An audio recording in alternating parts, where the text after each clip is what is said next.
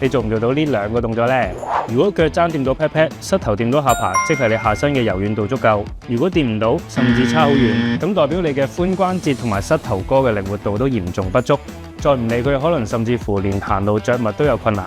其實好多嘅膝頭痛都係因為髖部太緊，髂腰肌唔靈活，同埋臀部肌肉冇力，令身體出現代償同關節錯位，最後膝頭硬食所有壓力而導致痛症。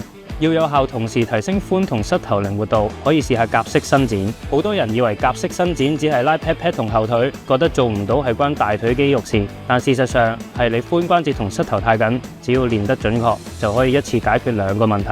如果你發現你嘅髖關節同膝頭硬到完全做唔到呢個動作，都可以試下嚟揾我哋幫你放鬆返一定嘅程度先。另外，我哋亦可以教你點樣做一個正確嘅夾式伸展，確保你嘅練習真正有效幫到你。